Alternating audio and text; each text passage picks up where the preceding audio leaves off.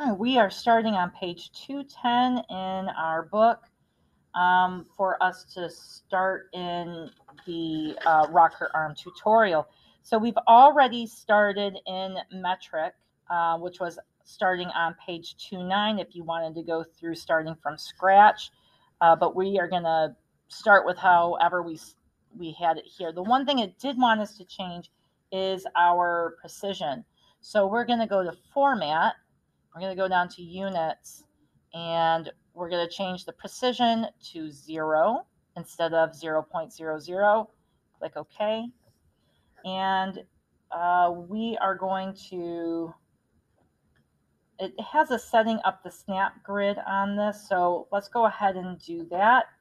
At the bottom of our screen where the snap mode is, we can right click on that and click snap settings. So right click on the dots down below, and it wants our grid spacing to be 10 for both X and Y, which I have that on there. We're going to switch our display on.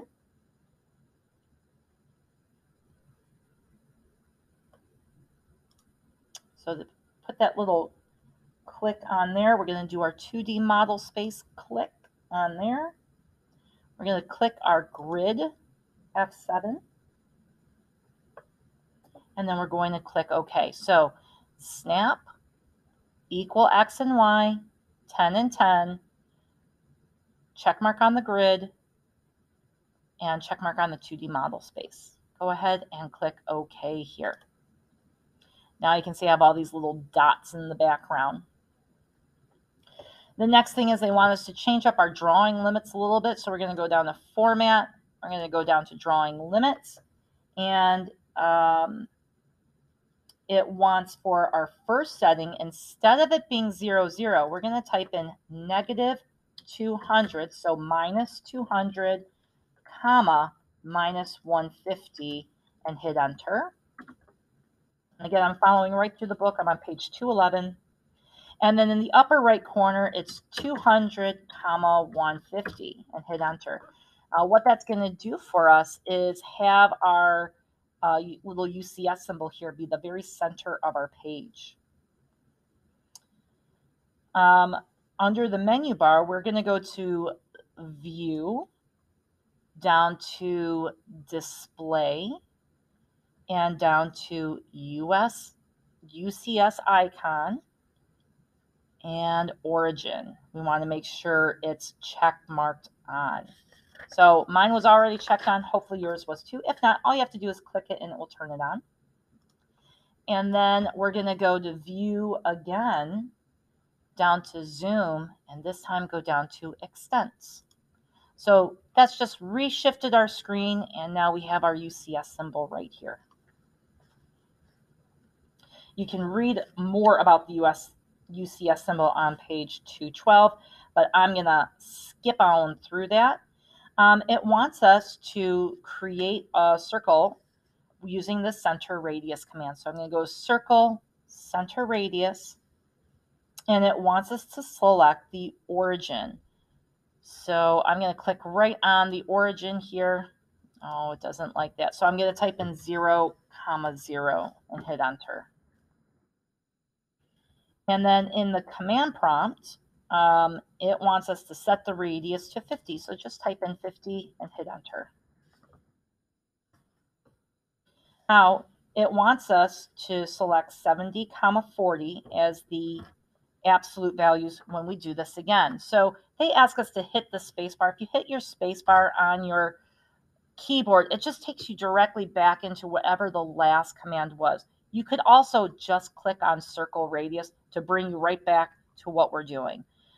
So regardless, we want to be in our circle center radius command, and we're going to type in 70, 40 for our coordinate values.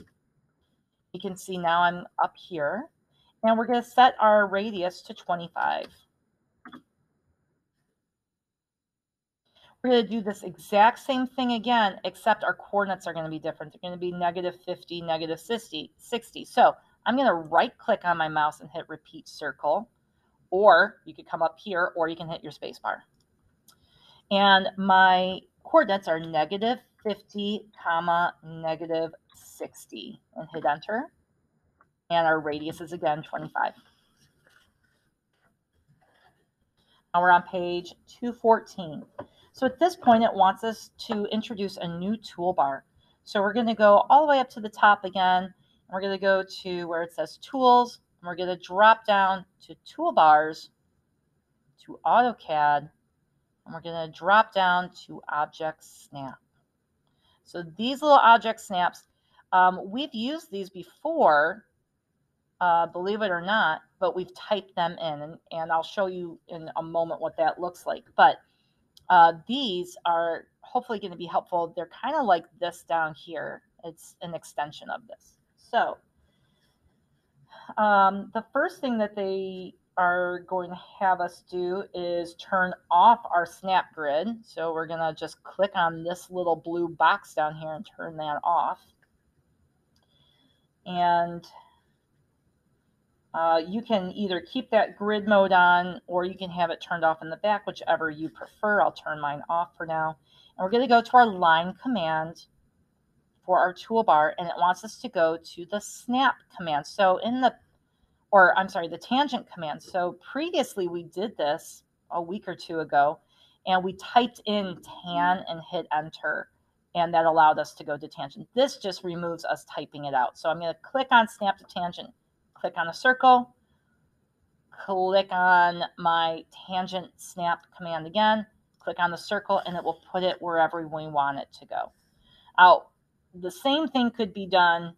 I'll delete this out just to show you the alternate method. You go to your line command and you type tan and hit enter, click on your circle, tan, and hit enter again, and click on your other circle. It's the exact same thing. They're both just tangent to each other. And that's going to bring us over to page 216. So it also wants us to do that on this one. So again, I'll go line, tangent command, click on my circle, tangent command, click on my circle. Pops it right where we want it to go. The next one wants us to create a tan radius circle. So that's going to be a circle that is tangent to this arc and this arc. So under our circle command, if you drop down, there is a tan radius command that we can use. So we'll do that. We're going to click the bottom end of this smaller circle and the side of this bigger circle. And you're going to type in with your radius here, you're going to type in 50 and hit enter. So now I have a circle. It's tangent to both of these. We're going to do the same thing down below here, but this time the circle will be 40. So again, circle, tan radius, click on one arc, click on the other, and type in 40. Now we can use the trim command. So I'm going to do the proper way to use trim, and then I'm going to show you a shortcut. So trim, and you want to choose your boundary. So I only want this little piece in here. So I need to use this and this as my boundary. Hit enter, and then click the outside of your circle. I'll do again over here for these. Okay, so trim, I only want this little piece, so I need this to be a boundary and this to be a boundary. Hit enter and click the outside of your circle. Now, the shortcut to this is you go to trim and you just hit enter before you click anything. And that allows everything to be a boundary. Now, sometimes this works better than others. If you have a lot of things that need to be trimmed, sometimes using the boundary is the better option, and sometimes it's not. So use that shortcut with caution for yourself. That's going to bring us over to page 221, where we're going to be using the polygon command. Again, we did that with our geometry construction packet over the last week or two. So again, it's hiding underneath our rectangle bar. You got to use that little caret and go to polygon. It wants to know how many sides, so we'll type in 6 and hit enter. And our coordinate, and we're going to start off with 0, 0 and hit enter. And it wants to know if we are going to be inscribed or circumscribed, and we are going to be circumscribed. Notice it's following my mouse, and it wants to know the radius of our circle. In this case, it's 30. Type in 30, and that puts it right in for us. That is now going to lead us on to page 222. And it wants us to repeat the polygon. Again, you can do this either by clicking the polygon, you can hit your spacebar, or right click and repeat.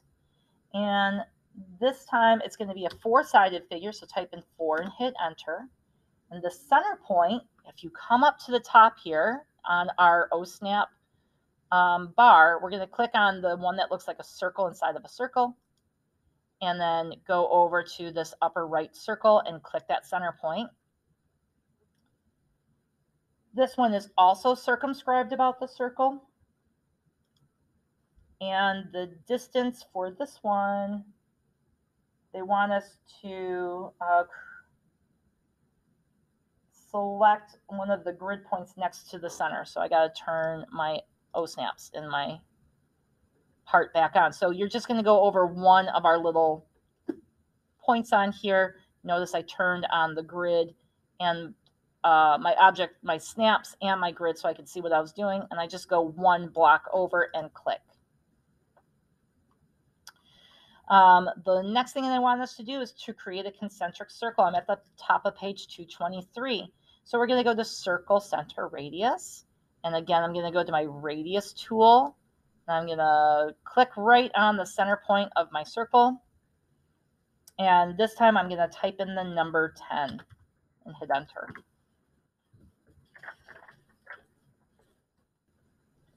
This is when we can start using our quick calculator that we can measure distance and angle. There's a couple of ways that you can measure something. I tend to use this tool a lot, this measure. I don't use the quick as often as I do distance or angle or radius. I do use these often. So the distance tool on this one is, I need to turn off my grid here. Endpoint to endpoint, and that's going to tell me what my distance is. In this case, it says 77. But that's because I've rounded up. We don't have any decimal points. So if I want to know the exact size to this, I'm going to go into my calculator. So if you right click on your mouse in this drawing area, so not up in the ribbon tools, just somewhere in this space, you right click and you go to quick calc. And you're going to get this little calculator that pulls up for you. And you can find out the length of that line. So if we go to our measure tool right here, the distance between 2 points, I can again choose endpoint to endpoint. And now look, that number is a little different, 76.6485482. So is it close to 77? Yeah, you rounded up to it. But that this doesn't allow us to know the exact length of line without using something like this calculator tool. It wants you to do it again. I'm going to go to my clear option, and it wants us to do it again from the center of the circle to the center of our to the center of our origin here. There we go. I had to click on the grid to get it to turn back on to allow me to snap to it. It's fussy. So that gives me a little different number right there. We can also use this to measure an angle. So if I wanted to know what the angle was, I could go, again, they want us to use our O-snaps up here, snap to the end point, turning that snapper off, endpoint to endpoint here, and that's going to give me this particular angle here.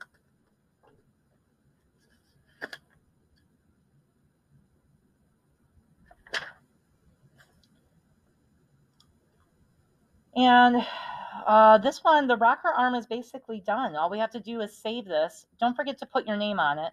When we're working with metric, we're going to have our name be 3 millimeters. So I will go to my big white letter A. This is already set to 3, so we don't have to change the text height. Put your name in all caps and the drawing name for me on here. And go ahead and save it and upload it to the D2L.